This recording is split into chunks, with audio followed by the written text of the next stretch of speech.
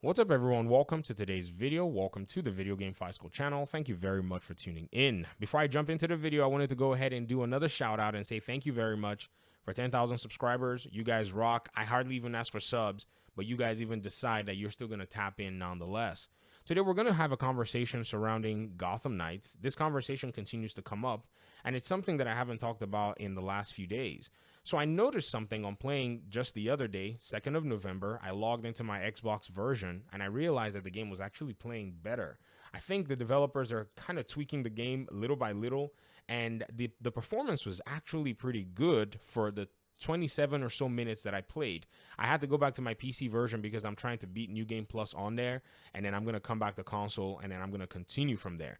But I realized that I was able to continue, playing the game in a much more responsive way, and everything went good. I'm saying this because this is just my experience. Those of you on the PlayStation platform, wherever it is that you play, let me know what your experience is looking like so far, because I'm talking from a subjective side of just the Xbox version. And if you're on Xbox, if this is also your experience, help me as well in the comment section so that we will be able to kind of figure out what might be going on.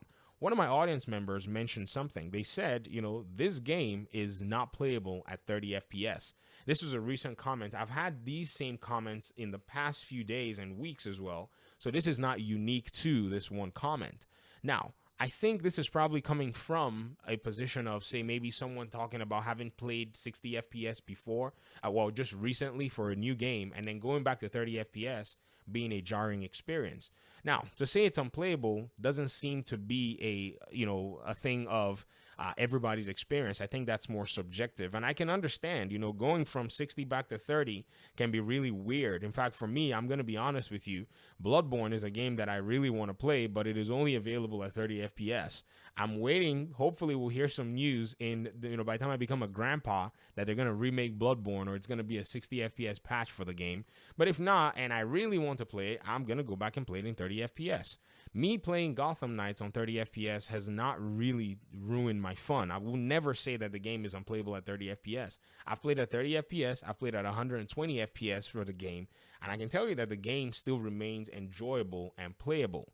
Now, a big caveat, those who have OLED TVs, you guys have also said the same thing, and I went and did some research and dug in, and I learned that these OLED TVs are running at a different frequency from a 30 FPS game. So it's almost impossible to be able to enjoy the experience at that point. And in fact, I feel terribly bad that this is what the technology discrepancies do. I watched a gentleman actually showcase a few tips that he's using to be able to run the game and maybe double the frames using some apps and so on and so forth. And he's able to get some better performance out of it, but he's not using an OLED TV at that point. So I think this is where the issue might be. These expensive OLED TVs are way ahead of their time, and some people bought them to be able to leverage, games at 60 and, 120 FPS. But this is something that I think is also subjective in nature.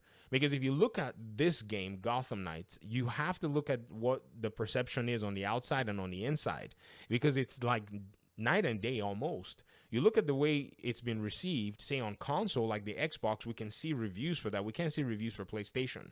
So I really want to hear a lot more from the PlayStation fans. But on the Xbox side, it appears that about 80% of the player base are enjoying the game, and the game is at 30 FPS. On the, PC side, it appears that we're looking at about 72% from Steam. Epic Store doesn't necessarily do a lot of these reviews, and so I can't really judge what players on that platform are looking at or what their perception is for the game.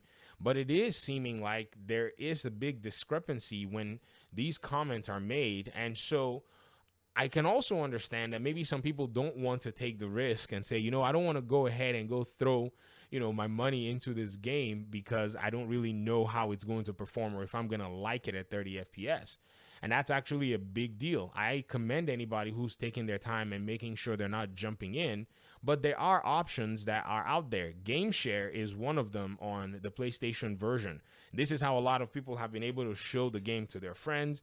This is how some friends have already gone ahead to actually adopt the game. I saw somebody tell me I got this game for free during Game Share. The game is and they still trash the game. That's fine. I mean, there's nothing wrong with that. You can pretty much get the game free and still not like it. So I guess it goes down to saying, okay, this is probably what's going on. Oh, I just looked, and apparently it seems like the Epic Games Store now has the review functionality. I've been hearing about it, and right now it's ranked at a 4.3 out of 5. So it's very similar to Xbox. So again, you can kind of see that there is a huge discrepancy when looking at the reviews overall. Well, actually, it's out of 10. People are giving it 7.25 out of 10. Let me see. Reviews provided by OpenCritic. Oh, I guess OpenCritic is actually doing something with Epic Games here to be able to show, or they're adopting OpenCritic reviews into their system now to, basically come in and see what's going on. So when you look at the way they've actually gone ahead to do it, it's weird because they're using the OpenCritic reviews, but the OpenCritic reviews are still ranking the game around a 4.3 out of 5 or 7 out of 10 or whatever it is. And this is what a lot of the community members are saying. I wish I could show it to you here, but you can always go to the Epic Games Store and take a look at all of these different metrics just to see. So saying the game is unplayable at 30 FPS is only dependent on the person's preference and maybe the technology that they have available to them. I don't have an OLED TV, not that sophisticated. I prefer to game on PC because you don't have to go buy an OLED TV. Goodness, I looked at the prices of those things, and man, y'all are some high rollers, man. But that's also something crazy. I recommend that you actually play this game on PC if 30 FPS is not a thing. That may sound crazy. Some people might say, well, I don't want to invest in a PC, and I get it. It's fine. But it is one of those things where if you don't, if you're in a place where you feel like 60 FPS is your minimum standard, then just like Richard Ledbetter of Digital Foundry said, he said that we need to be expecting more 30 FPS games, and PC is also an option if you want to break that barrier. It's not like anybody's telling anybody anything that they need to go do that, is out of line or is unreasonable. It's just the reality. I see a lot of people, talking about consoles being strong and powerful. Yes, but here's the problem. They're still going to be behind holding back technology. Why? Heat dissipation is a very big thing that no one is considering with these consoles. You're not going to be able to cram in all of these components into these tiny boxes without having to control them for heat. If not, they'll melt.